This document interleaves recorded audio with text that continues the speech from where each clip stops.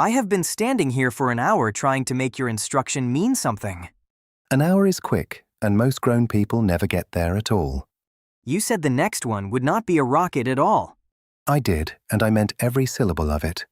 So the fuel is the trap, and your answer is to bring none. Nothing to carry, you said, and nothing to run out of. Say the rest of it because you already have the rest of it. If carrying the fuel is what ruins us, then the fix is not a better tank. The fix is not bringing one. There it is, and you got there entirely on your own. Then something outside has to push us, because we have nothing left to throw. Something outside is pushing on that hand of yours right now. Nothing is pushing my hand except the window it is resting on. Light is landing on it, and light does not arrive politely empty-handed. Light is brightness, and brightness does not shove things. It carries a shove all the same, and it always has. How can something I cannot even feel be a shove at all? Because it is small rather than absent, and those are wildly different things. How small are we talking about here precisely?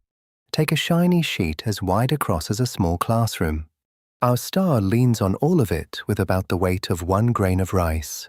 A grain of rice, on a sheet the size of a classroom. I did warn you rather clearly that it was small. That is not small. That is nothing pretending to be something. It is feeble, and the feebleness is the entire point of the episode. You are going to have to explain that one slowly. A rocket shoves hard for a few minutes, and then it is finished forever. This grain of rice arrives from outside, and it never once stops. Never stops, as in never for the whole life of the sheet. Not tomorrow, not next year, not the year after that. Then the sheet has to be enormous to catch anything worth having. Wide and thin and shiny, and those 3 words are the whole design. Wide, I understand, because a bigger sheet catches more of it. Thin because every gram you add is a gram the grain of rice must move. How thin does a thing that size even get? Stack 15 of them and you still have not matched one of your own hairs. That is not a sheet, that is barely a rumor of a sheet.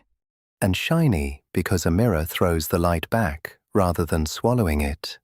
And throwing it back matters why exactly? Catching light pushes you once and throwing it back pushes you twice. So wide catches more, thin costs less, shiny doubles it. And now look at what is missing from the drawing entirely. There is no tank anywhere on the whole of it.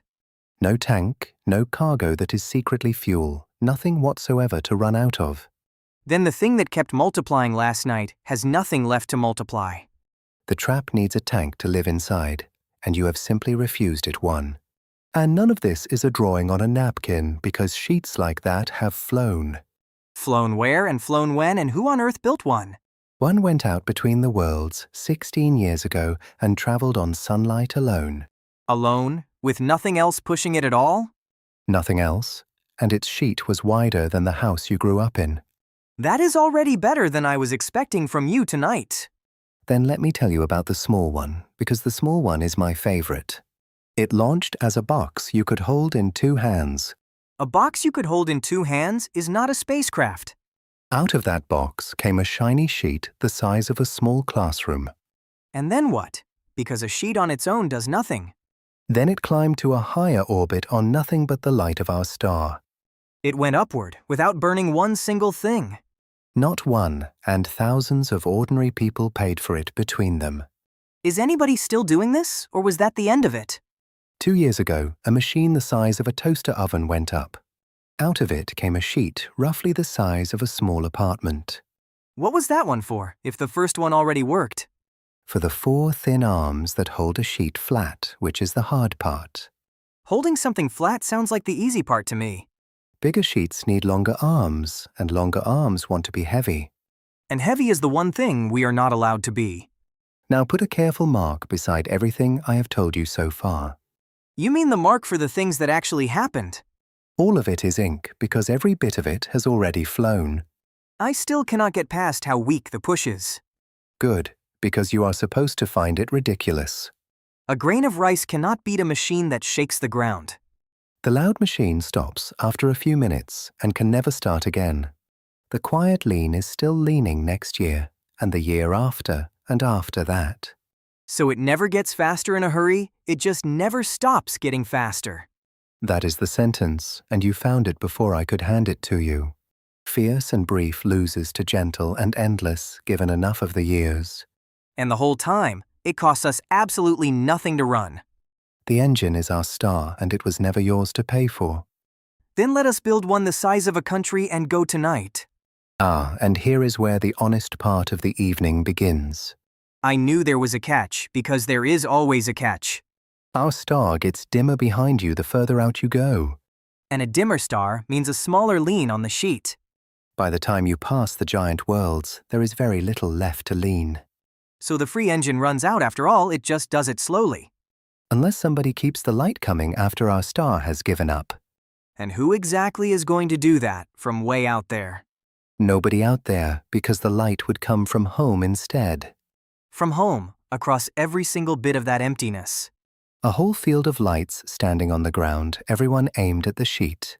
And how big does a sheet have to be for that?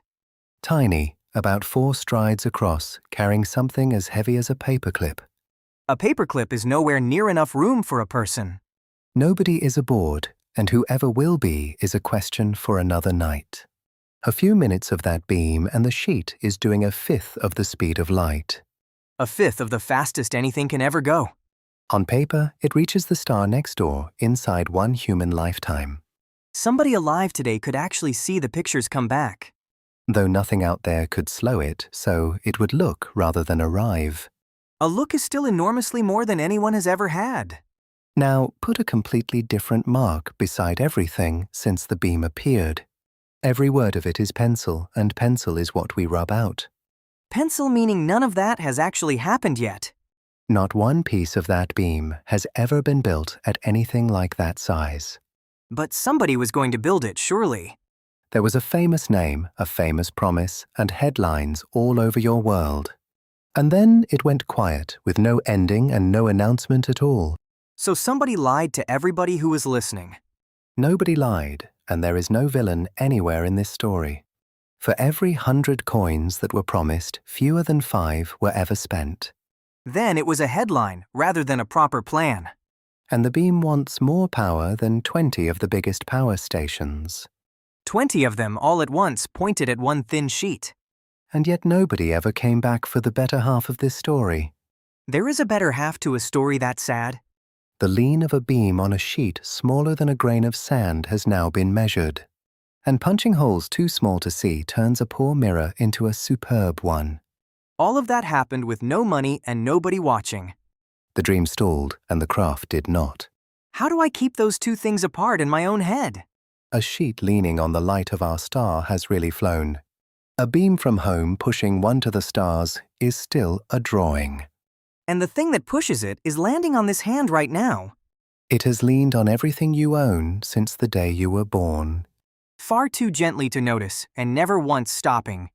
Next time we stop being gentle entirely, so subscribe and come with us.